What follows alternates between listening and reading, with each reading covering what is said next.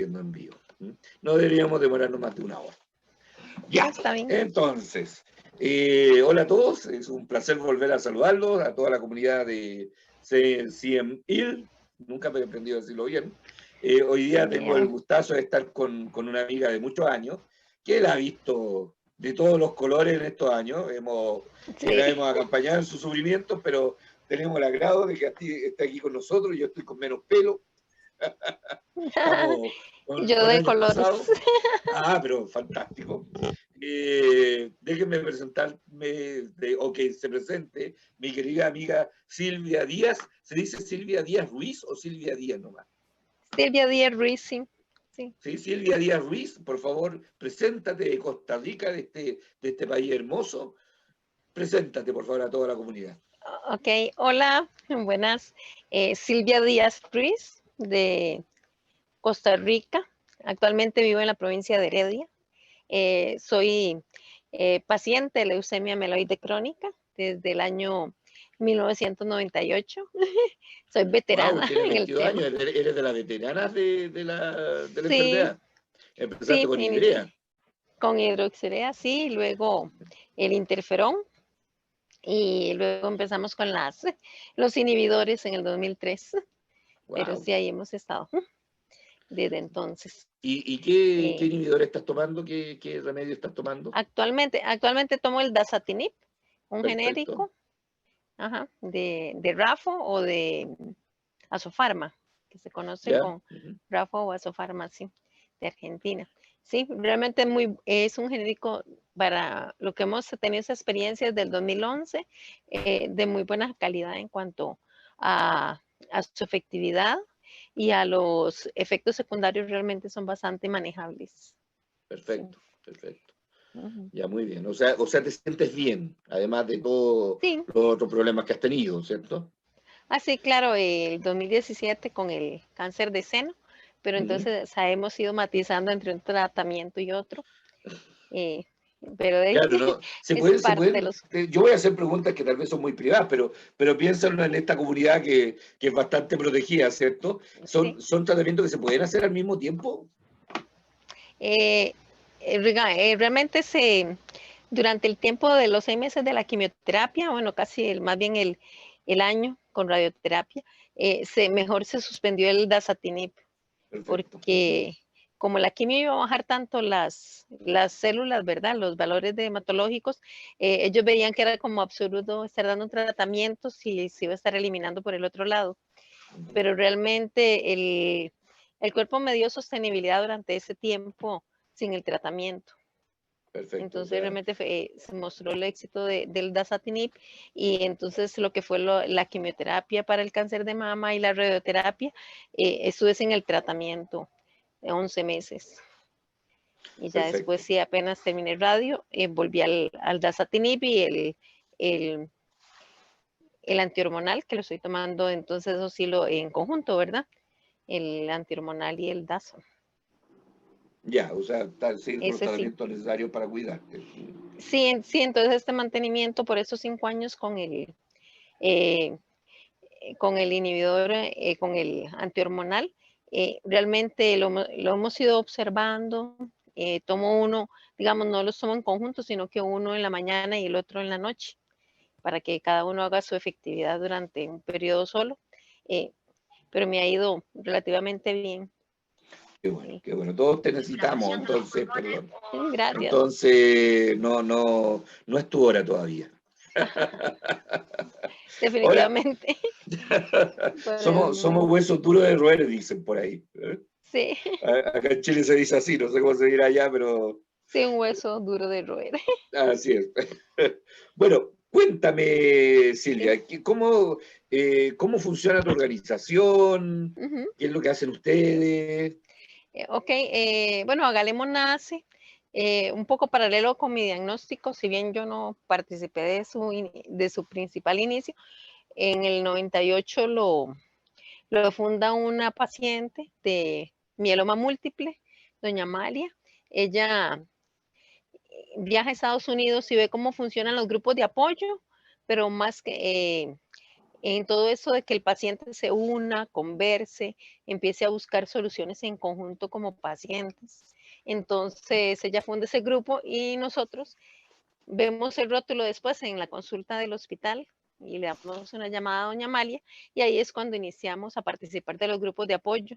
En esa época era muy básico, ¿verdad? Nos reuníamos una tarde, una vez al mes o cada 15 días, tomábamos café y conversábamos un poco sobre cómo nos sentíamos con la hidroxurea, con los que tomaban busulfán en ese tiempo, que eran unos cuantos, ya para entonces clínicamente, digamos, o ya se había dicho que el busulfán era bastante tóxico y entonces se estaba dejando, pero en el país me imagino había un remanente y lo estaban terminando de dar a ciertos pacientes o a los que la hidroxurea no les hacía mucho efecto, les daban busulfán. Y empezamos a hablar del tema del interferón un poco.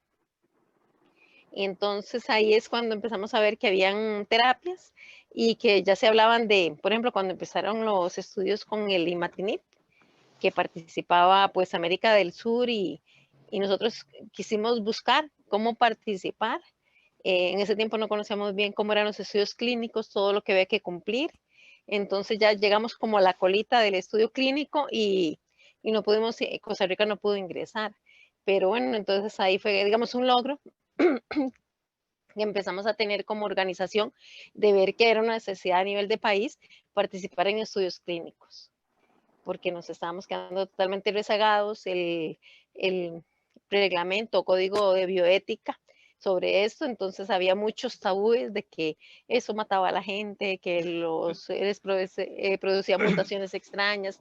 Entonces había toda una serie de mitos en esa época de antes del 2000 que entonces no dejaba, se había cerrado la oportunidad a los estudios clínicos. Sí, Entonces, había esta teoría de cómo cambiaba los genes o inhibía las células. Había un montón de historias, estas historias conspirativas, ¿no? sí, Que son tan correcto. extrañas. Sí, y entonces no había mucha oportunidad y bueno, ya después entonces nosotros empezamos a contactar, a ver que ven organizaciones de otros lados, pero apenas muy poco estábamos, como muy crudo, ¿verdad? Apenas leíamos en revistas o en algún boletín y empezamos a dialogar un poco más con los doctores. Habían doctores que les daba como miedo, ¿verdad? Que hablar de grupos de apoyo y sentarse con el paciente, les sentían que les estaba dando autoridad. Habían otros que pues, excelente para que les ayuden económicamente. No, pero es que nosotros no solo queremos ayudar de este modo, sino que queremos ayudar al paciente, que entienda que es la medicina que se le está dando, porque se le está dando, y que tenga oportunidad de preguntar y de hablar. Entonces fue ahí cuando empezamos, esa era nuestra labor en hematología y con esas reuniones de apoyo, pues que el paciente fuera un poco más consciente, ¿verdad? De lo que se estaba tomando, no porque el doctor me lo dijo, sino porque conocía y era consciente de lo que se estaba tomando, o de la importancia, porque en este trayecto desde entonces de Agalemo, fallecen muchos compañeros de lucha, porque mucho les daba miedo o se agotaban de estar tomando el medicamento, o, le, o tenían ideas encontradas, entonces no lo seguían. Por ejemplo, recuerdo un señor agricultor que llegó, él era de la zona rural, y dice, no, es que yo vengo para que me den la capsulita, porque es que estos medicamentos me cogen dolor de estómago y yo mejor me quedo con el otro medicamento. En el 2003, cuando nos estaban cambiando de Imatinib. Entonces yo, ¿verdad? No, señor, por favor, venga y le explico. ¿Dónde está su esposa? Venga para explicarle, porque era gente que uno veía cada 3, 4 meses por la Claro. distancia. Y entonces, ¿verdad? No lo deje, mire que ese medicamento se le va a dar calidad de vida más adelante, más años. En cambio, si sigue tomando hidroxurea, realmente tenemos los meses muy contados. Y entonces, digamos, experiencias así fueron las que empezamos a vivir y ver esa necesidad de educar al paciente, de buscar, por ejemplo, nosotros acá tenemos la Defensoría de los Habitantes, ellos tienen un departamento que se llama Calidad de Vida. Entonces, con ellos hemos ido forjando también, los trajimos a la asociación para que el paciente viera que lo de los derechos de los pacientes no era letra muerta en la ley, sino que había posibilidades de reactivarla, de hacerla vigente y de hacerla valer, que eso es muy importante. Sí, Que claro. no, digamos, uno llegaba mucho a las clínicas, que le llamamos, cerca de las comunidades o al hospital y estaba inclusive como tipo de fotografía, derechos del paciente. Y en letrita así como número, diría uno, como número 5. Y entonces ahí estaban todos sus derechos, pero a la hora de la hora realmente no se aplicaban, ¿verdad? No se eran Claro, porque activos. hay que desarrollar una cultura para poder hacer eso. Y creo que las Sí. organizaciones de pacientes son vitales para poder tener una comunicación franca y directa con las necesidades reales de lo que está pasando. Sí, aquí, digamos, una bendición que nosotros siempre decimos es ese porcentaje que usted ve del acceso al servicio de salud público, que si usted trabaja y cotiza, usted tiene acceso. Y si no trabaja y tiene un diagnóstico tan grave de oncológico o una enfermedad permanente, empieza a haber un estudio del lado social y el Estado tiene que asegurar a la persona. Eso es Entonces lo que siempre vimos va, en la estadística del 80 y tanto por ciento de servicio público, ¿cierto? Que sí, contra el 14% de privados. Entonces, sí, tiene sí. un sistema público bastante grande, fuerte. Sí, sí, entonces, por ejemplo, en leucemia mieloide crónica, ha sido muy pocos los pacientes que nos hemos dado cuenta que han usado el servicio privado o los seguros para comprar el medicamento. La mayoría lo usa por el sistema público y tiene la oportunidad de, si está trabajando, cotiza obligatoriamente y si no, puede pagarlo, ir y que le hagan un estudio y pagar una cuota mensual para que esté asegurado. Y la última parte, que es esa, la del seguro por el Estado, que son en casos de pobreza extrema, inclusive los migrantes. Hay una cláusula ahí de derechos humanos y de refugiados, donde el seguro les da el tratamiento. Mira, yo estoy tentado a migrar a Uruguay o a Costa Rica. Sí, Así que prepárense, porque alguno de oh, los dos países voy a llegar. O sea, bueno, bienvenido y que nos colabore, eso sí, ¿verdad? Con las luchas. pero por favor, para eso vamos a estar. Perfecto. Sí, entonces Ahora, Agalemo, sí, dime. sí, cuéntame, son 3.900.000 habitantes, más o menos, o 5 millones, no me acuerdo 5 ahora. millones, 5 5 millones de millones. habitantes. Son un Sí, país precioso y chiquitito, con un pues sí. tremendo volcán al medio. Ajá. Sí, tenemos volcanes por todos lados, nos rodean los volcanes. Pero bueno, ahí los temblores de vez en cuando nos asustan un poquillo, nos recuerdan que tenemos que estar alertas. Siempre Pero alerta. sí, ¿Eh? sí, de ese porcentaje, en todo ese tiempo se han creado, ya digamos antes de Agalemo, claro, existían unas organizaciones que trabajaban en los hospitales, por ejemplo, en el Calderón Guardia, donde doña Mali empieza a fundar el grupo de apoyo de pacientes de oncología hematológica. Ya existía Fundacáncer, que es una fundación que se crea para apoyar al paciente oncológico. Hasta la fecha, ellas son una cantidad de voluntarias muy grande, ellas trabajan directamente en el hospital. Muchas son sobrevivientes o familiares igual de sobrevivientes. A raíz de eso, doña Amalia igual amplifica la cobertura al Hospital San Juan de Dios, donde yo me atendía, y de ahí empezamos a hacer el grupo un poco más amplio, siempre así con ese cosmopolita nacional de que cualquier paciente en cualquier parte de Costa Rica, como dice usted, lo pequeño que somos, puede contactar a Galemo y es parte de Agalemo.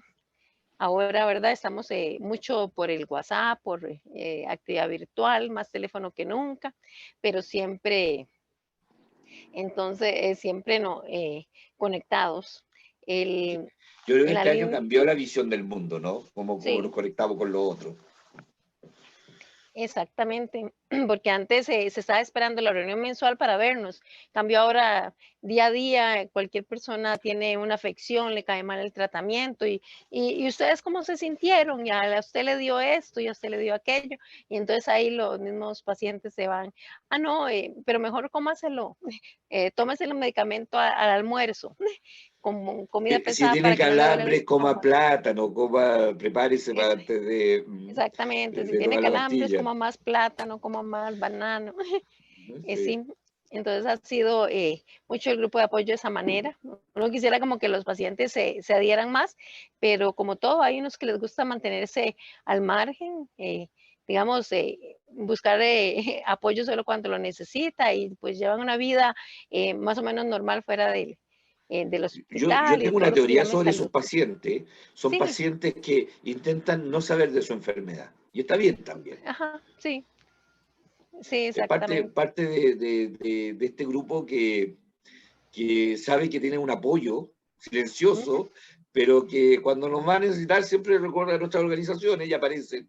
Y también son gente muy importante porque sabemos que nuestra influencia va más allá de los pacientes que tenemos siempre, ¿no?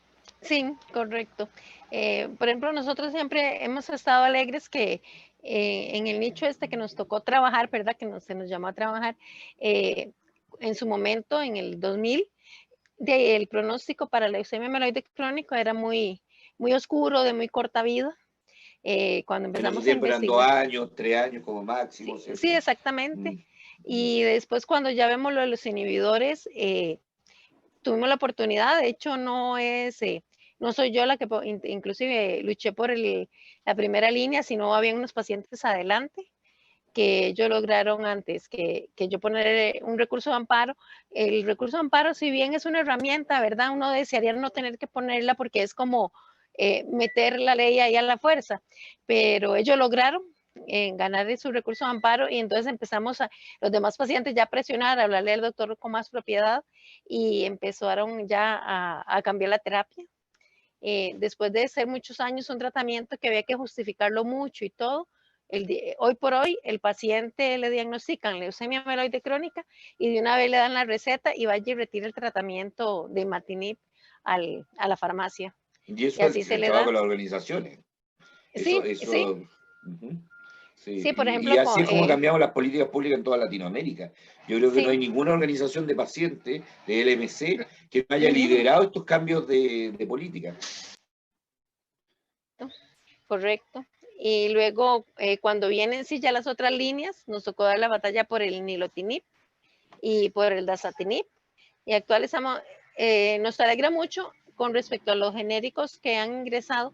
Yo espero que siga manteniendo la línea de la buena calidad, porque lamentablemente para nuestros bolsillos de las instituciones públicas es una realidad que ellos van a buscar, ¿verdad? Una alternativa Lo al más barato. genérico. Ujú, sí, claro. Y entonces Ahí esperamos que nosotros tenemos sea que tener cuidado que los donde efectos tenemos, secundarios, sí, que estar velando por los efectos secundarios y la efectividad, porque decía un doctor, a veces si no hace tanto efecto secundario, realmente hay que preguntarse si está haciendo efecto, ¿verdad? Si la persona, si realmente está cumpliendo en el su fondo tarea, el tenemos que saber si tratamiento. estamos tomando talco o no. Exactamente, por supuesto. Entonces, Ahora, por ejemplo, cuéntame, solo sí, para ordenarme con la idea. sí, Ustedes claro, tienen imatinib, ajá, dasatinib, sí. Spricer con copia No, copia, sí, genérico del Sprycel, el y Dasatinib. ponatinib también tienen original o copia. No copia el Pona, Perfecto. O sí, sea, tienen entre los originales y las copias en el país ya instaladas, pero dando más copias a los pacientes. Y los demás sí, líneas, el, déjame buscar los nombres porque sí, estoy llegando a el una edad en que me Imatinib, olvido de las sí, cosas. sí, sí, el Eh, primero que es el Imatinib, ¿verdad? Tenemos el original y tenemos una copia, que esa recién el año pasado hubo un cambio masivo a la copia, Perfecto, pero perfecto. igual le hemos estado solicitando a los pacientes que vigilen muy bien. Algunos, esa copia les ha ido bien. De lo que podemos investigar es una buena, digamos, una copia de reputación buena, pero igual, si no le ha caído tan bien, que siga insistiendo con el doctor para que lo devuelvan al original, para que no pierda Claro. su calidad de vida. Pero ¿Y, igual y, el, y, ha- y has sabido algo del bosutinib en tu país? ¿Y el del asimonib? Bosudil, no, todavía no. Perfecto, Todavía no. perfecto. Ha llegado hasta ahí, hasta el DASA y ahora el Bosotinib, ¿verdad? Lo bueno es que ustedes todavía pueden conversar con los médicos, tienen un control de lo que está pasando Ujú, y tienen una cobertura bastante importante de pacientes. Yo te comentaba antes de la entrevista que sí, normalmente las ONG tienen una cobertura del 10-15% de todos los pacientes. El de ustedes sí, está casi al 50% de todos los pacientes, según la sí, estadística, ¿no? sí, como estadística, sí. Sí, sí, digamos, nosotros hemos podido recuperar esa gente. Como le decía, hay doctores que recomiendan a veces la organización, que eso es muy importante. Algunos se mantienen igual neutrales, como mejor no digo, porque después me echen la ley, después me van el recurso de amparo, pero no, hay otros que dicen, mejor eso se lo dejo a la organización, la educación al paciente. Entonces, por ejemplo, cuando un paciente que recién diagnosticado con demasiada ansiedad y todo, entonces uno le dice la ruta. En la próxima cita del doctor, como usted la tiene tan pronto, cada 22 días, solicítele la referencia para psicología. Si tiene problemas económicos, solicítele la referencia para trabajo social, porque digamos, si nos damos a la tarea de ayudar económicamente, no, no, Exactamente.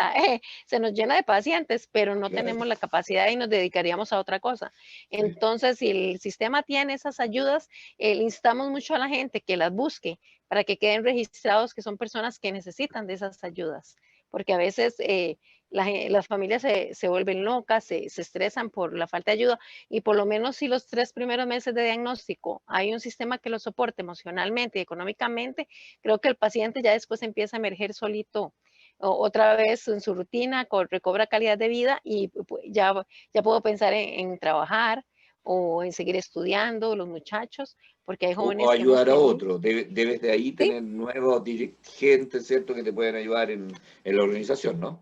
sí, sí, ahí ese es un punto que creo que el voluntariado o la nueva generación de reemplazo, sería bueno como fortalecernos las organizaciones un poco más de cómo los podemos reclutar para que pasen de ser voluntarios a ser dirigentes o líderes, ¿verdad? Para poder nosotros tener de repente ese colchoncito de reemplazo y de apoyo para también ampliar el trabajo de la organización. Porque sí, en las provincias, aunque están Im- cercas, ahorita se ocupan esos enlaces. Imagínate que nosotros somos líderes viejos, no, Ujú. bueno, con experiencia, no quiero decir viejo Ajá, porque tenemos por todo. experiencia, Ujú. y imagínate que nos pasa algo. Yo, tú sabes, tuve un cuadro bastante peligroso hace un poquito tiempo y me obligó a pensar, pucha, Ujú. ¿y dónde está el recambio, po? ¿Qué pasa si me muero? Ujú. ¿Cómo viene esto? ¿Cómo logramos hacerlo vivir? Entonces, lo que tú estás diciendo es súper importante porque si no recambiamos, si no tenemos nuevas generaciones, las Ujú. organizaciones pueden fallar y morir. Tú sabes lo que ha pasado con algunas organizaciones en otros países, Sí. donde la dirigente fallece lamentablemente, y es muy difícil darle otra vez el impulso para que vuelvan a funcionar las organizaciones. Ujú. Cuéntame, ¿cómo funciona el sistema hospitalario en tu país? ¿Tienen un Instituto Nacional de Cáncer de referencia ahí en Tenemos que, Costa Rica? disculpa. ¿Tienen algún hospital de referencia, algún hospital No, que coordine todos los esfuerzos del cáncer en el país? no, se ha estado trabajando el proyecto, pero lamentablemente a nivel profesional hay feudos, ¿verdad? De quién Mira, quiero tener la mejor tajada del presupuesto, la investigación. uh-huh. Entonces, los hospitales clasificados tipo A, que acá tenemos tres, que es el Hospital San Juan de Dios, el Hospital México y el Calderón Guardia. Estos tres hospitales tienen un área muy amplia de hematología, oncohematología, tienen laboratorios bastante especializados de investigación. Entonces, entre ellos se reparten lo que es la parte oncohematológica. Después los otros hospitales tienen, Son los tres hospitales en Costa Rica. no, esos tres tipo A. Después ahí Ya, están los otros que son como tres de provincia. uh-huh. Por cantidad más que todo, por tamaño, tienen recursos menos reducidos, pero también tienen hematología y quimioterapia y atienden los tratamientos. Se ha estado trabajando para poder hacer un hospital de especialidad oncológica, pero todavía no están convencidas las partes entonces, de los feudos profesionales. Porque, por Y, y, ejemplo, y me parece, no escuchaba la palabra feudo hace años, de me verdad, parece genial que sí, compitan por el presupuesto, al final eso es lo que están sí, haciendo. sí, Uh-huh. claro. Sí, por el tamaño de nosotros, por ejemplo, en leucemia o en las otras patologías, hay muchos exámenes como el PCR, ¿verdad? ABL, lo hace el laboratorio de genética del Hospital de Niños. Ahí se ha desarrollado mucho el laboratorio de investigación. Y entonces todos los exámenes especializados, o por ejemplo cáncer de mama ya para un BRAC1, BRAC2, estudio genético, se va al laboratorio del Hospital de Niños. Entonces Mm. ellos han tenido una ampliación en cuanto a recurso de equipo, de tecnología y de recurso humano para atender los otros hospitales.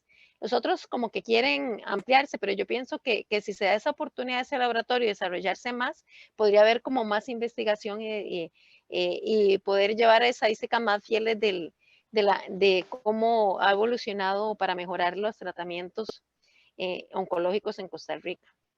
En Sí, esa esa parte, es otra pregunta interesante, porque yo lo que hemos descubierto en esta investigación que estamos haciendo con José, tu marido, que me encanta, ujú, y con Fernando y Nelson, sí, es que no hay estadísticas de pacientes.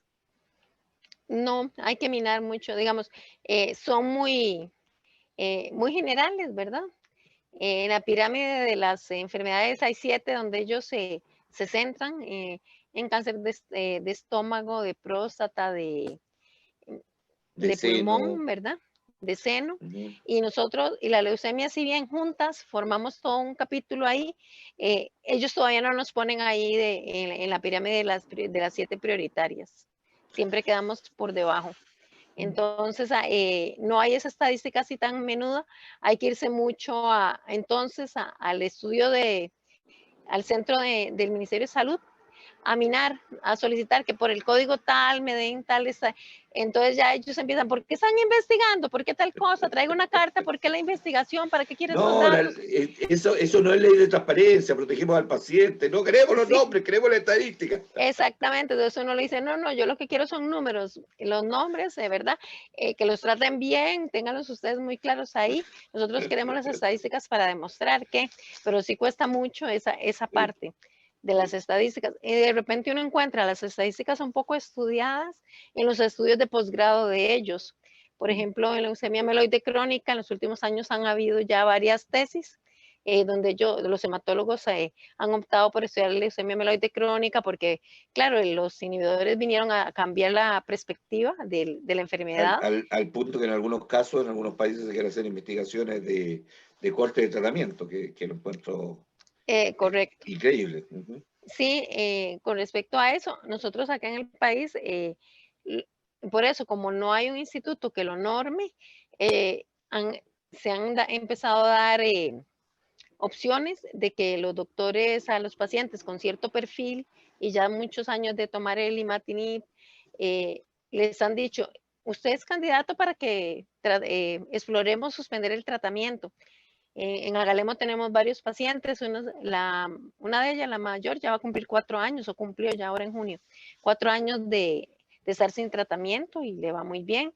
Tenemos otro de 2 y otro de 1, y entonces ya hemos ido capturando esos pacientes que están sin tratamiento y en remisión.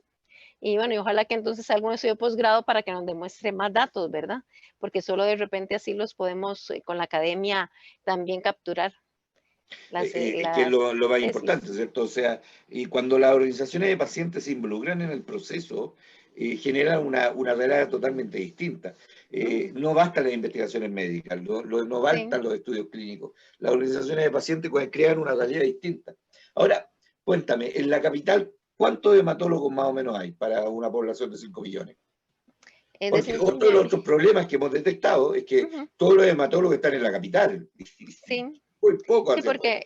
porque, por ejemplo, yo le puedo decir que hay, para ver, 21, ¿verdad? 21 para ver, allá 24, 25, como eso, ellos realmente son como 31 hematólogos y están en Perfecto. los hospitales A. Entonces, por ejemplo, Limón, que es el Caribe, viajan una vez al mes a Ah, atender la pero tiene población un de ahí. hematólogo ahí de punto fijo en No, la localidad. él viaja o Guanacaste, el hematólogo viaja una vez al mes, digamos una vez al mes, una semana, va y hace residencia, se queda en Guanacaste o en Limón y atiende como los casos muy críticos, ¿verdad? Si no, ellos tienen que venir a la capital. Entonces hay un Increíble. desplazamiento que el paciente siempre tiene que venir a la capital y entonces es ahí cuando ellos, ¿verdad? Pierden mucho la trazabilidad, y la adherencia al tratamiento, porque ya el hecho que tengan que venir hasta aquí, sea por economía, sea porque les da pereza, porque, ay no, si estoy bien, ¿para qué voy a ir hasta la capital?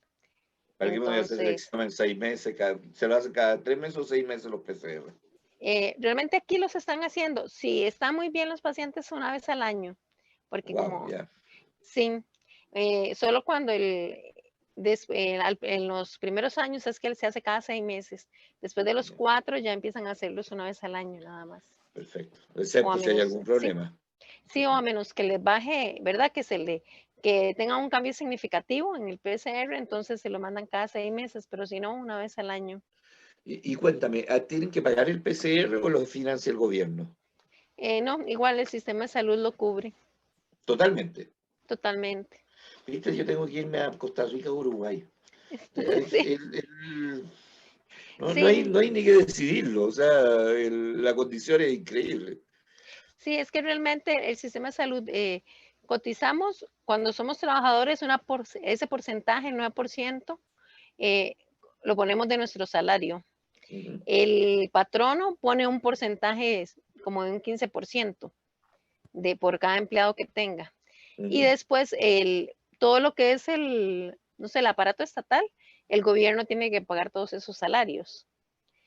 Y realmente, aparte de eso, bueno, está el porcentaje de los no asegurados, los asegurados por el Estado, que ese es un porcentaje que sí sale de un presupuesto fijo. Entonces, realmente tiene mucha sostenibilidad el seguro. Nosotros no tenemos, digamos, cuando en lo privado se atienden es porque tienen un plan adicional que algunos, digamos, la gente que uno dice, como dicen ustedes, la gente rica, la gente de plata, ellos pueden tener un plan adicional, entonces se ven en el seguro, pero de repente cada 6 meses usted los ve por ahí se ven en el hospital privado, pero cada 6 meses los ves en el seguro para que les den las recetas, para que les hagan el PCR, porque un hospital privado no va a cubrir el costo, esos costos tan caros de la leucemia Claro, o mieloide sea, crónica o el $200 un tratamiento. PCR, $1000 un tratamiento de imatinib, creo que ha bajado harto, pero en cada país es Así, diferente, pero el costo es altísimo todavía. sí, Y correcto. cuéntame, ¿cuántas provincias tiene Costa Rica? ¿O cómo se Sí, divide sí, Costa políticamente? Rica se divide en 7 provincias. Perfecto. Estamos muy cerca a lo que es Cartago, San José, Alajuela y Heredia. Son las que realmente Tú no están muy vives en cerca. San José directamente, ¿no? Tú No, vives vivimos a al la lado par del en área. Heredia. Estamos a 20 minutos de la capital.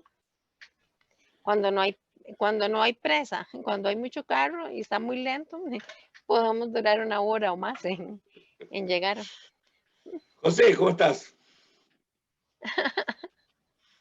El Hola jefe. Felipe, Hola, gusto en José. verte. Un placer. Yo les quiero contar algo que es muy divertido. ¿Sí? La primera vez que conocí a Silvia, Ajá. nos juntamos en Costa Rica a una reunión muy importante y nos dijeron a todos los delegados, tienen la tarde libre. Y se cayó Silvia, voy a escribirle por WhatsApp a ver si la podemos recuperar.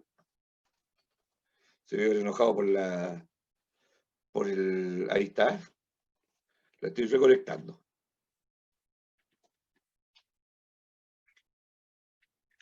Se le pudo haber cortado el internet,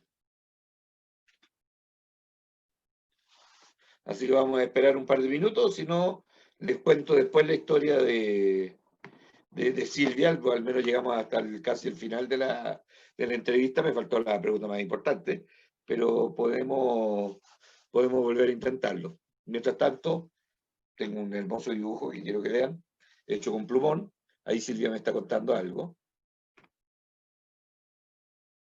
Voy a ver qué nos dice. Felipe, en eso estoy, un pequeño apagón, ya regreso. Ah, hubo un apagón por allá, así que vamos a esperarla encantado.